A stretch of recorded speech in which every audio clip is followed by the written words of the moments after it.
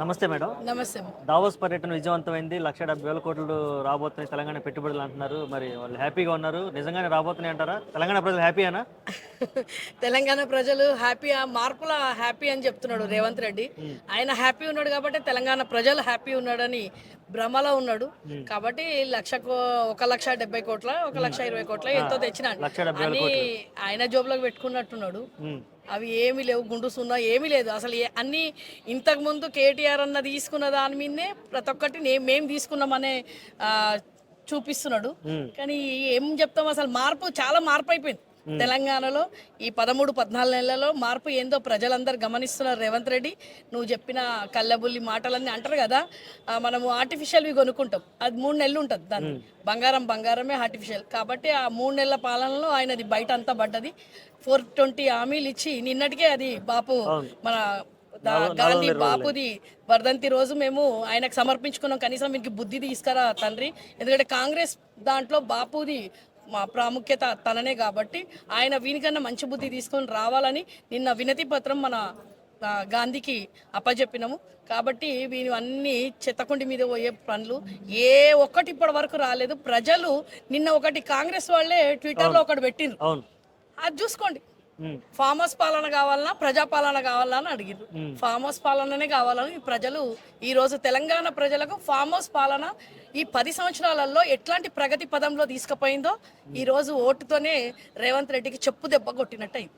Okay, 4 పథకాలు మళ్ళీ ప్రకటించారు అంటే ఏమైనా ఎలక్షన్ దృష్టిలో పెట్టుకుని ప్రకటించారు, లేదంటే ప్రజల దృష్టిలో పెట్టుకుని ప్రకటించారు? 420 హామీలే ఇయ్యలేనోడు 4 పథకాలు మళ్ళీ ఎట్టిస్తాడు? అసలు 6 గ్యారెంటీలు ఎక్కడ పోయినాయి?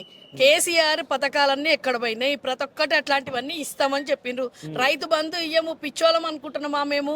ఎవరయ్యా పిచ్చోడు అనుకుంటున్నారా? నన్ను ఇస్తానన్నాడు. వాళ్ళు వీడు పిచ్చోడో మంచోడో ఈ రోజు ప్రజలకు అర్థమైపోయింది. రైతు బంధు కాంగ్రెస్ వస్తే బంద్ అవుతుందని చెప్పిండు బాపు కేసీఆర్, బంద్ చేసేసిండు.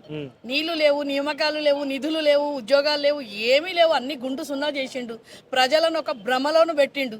అంటారు కదా, కళలు చూపిస్తారు చిన్నపిల్లలకు, చందమామ కింది దిగుతుంది అన్నట్టు 4 కోట్ల ప్రజలకు వెర్రుపు పెట్టిండు. కానీ ఆ 1 ఇయర్ పాలనలో ప్రజలకు అందరికి అర్థమైపోయింది అసలు ఏమి తీర్చలేనివి చెప్పిండు బాబు. చెప్పినవి అన్ని ప్రతి ఒక్కటి తీర్చిండు.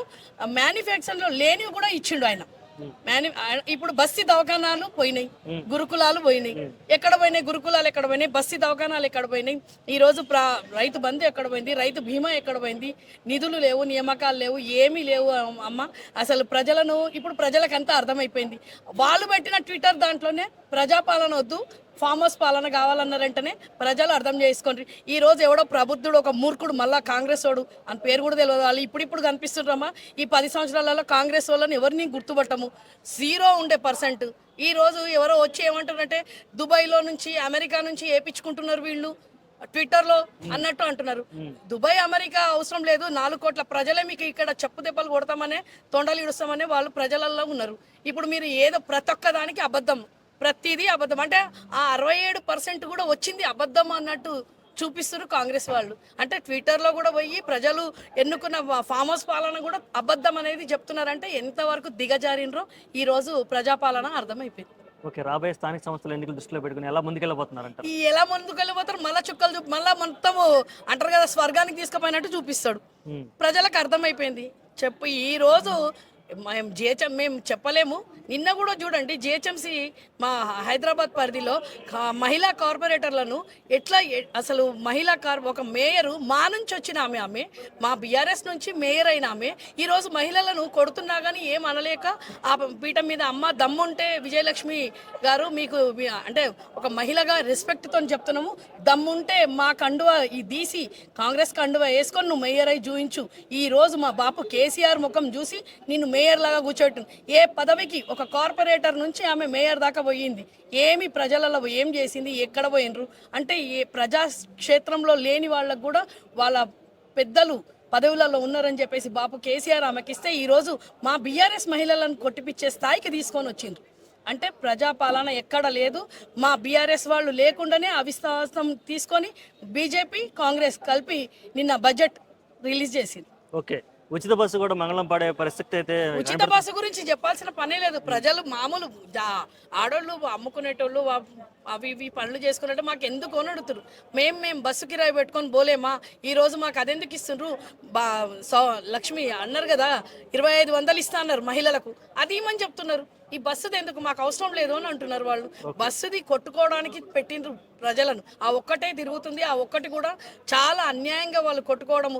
ఆటో వాళ్ళకి ఏమి అన్యాయం చేసింది ఇప్పటి వరకు. ఆటో వాళ్ళు నిన్న ఒక ఆటో అయినా ఉరి పోసుకొని ఆటోలోనే ఉరి పోసుకొని చనిపోయాడు. దాని మీద ఏంది రేవంత్ రెడ్డి గారు, మీరు మొన్న మేనిఫెస్టోలో 12,000 దాకా ఇస్తా అన్నారు అప్పుడు. మేనిఫెస్టోలుగా పక్కన పెట్టి అన్ని ఇస్తా అన్నాడు. ఏమి ఇచ్చిండు? గుండు సున్నా ప్రజలు పబ్లిక్ నుంచి తీసుకొని పోవడం, దోసుకొని పోతున్నాడు. తెలంగాణ నుంచి రాహుల్ గాంధీ చేతిలో పోయి పెడుతున్నాడు. వాని కాంట్రాక్ట్ పదవి ఇది. ఈ సీఎం పదవి కూడా కాంట్రాక్ట్ పదవి. ఈ రోజు నేను అదే చెప్తున్నాను కదా, ఆటో అయినా ఉరి పోసుకొని చనిపోయాడు. నువ్వు ఒక సినిమా థియేటర్లో ఒక మహిళ చనిపోతేనే ఎంత పెద్ద మళ్ళీ నీ పేరు చెప్పే చచ్చిపోయాడు. నువ్వు ఎవరు అరెస్ట్ చేయరా ఇప్పుడు పోలీసు వాళ్ళు? హోమ్ మినిస్టర్ వాడే అన్ని రాజా అంటున్నావు కదమ్మా. హైడ్రా తీసుకొచ్చినావు, 7,000 మందిని నిరాశ్రయం చేసినావు. వాళ్ళకేమి ఇచ్చినావు? అసలు ఏ స్కీమ్ లేదు. అన్యాయంగా ప్రజలను కొట్టడము, ఏమైనా ఎక్కువ మాట్లాడితే అరెస్టు తప్ప ఇంకేమీ లేకుండా పోయింది. ఎక్కువ మాట్లాడొద్దు అంటే అంటారు కదా, లాడన్ బిల్ లాడన్ అట్లా ఉంటారు చూడు. వాని పాలన ఇక్కడ చేస్తున్నాడు, ఆ పాలన ఇక్కడ చేస్తున్నాడు రేవంత్ రెడ్డి. అయిపోయింది కాంట్రాక్ట్ బేసింగ్గా. 26లో వాడు దిగిపోతాడు. మళ్ళీ మా బాపు కేసీఆరే అంటారు కదా, ఫామ్ హౌస్ పాలననే ప్రజలు అంటున్నారు కాబట్టి నెక్స్ట్ మళ్ళీ మా బాపు కేసీఆరే వస్తుంది.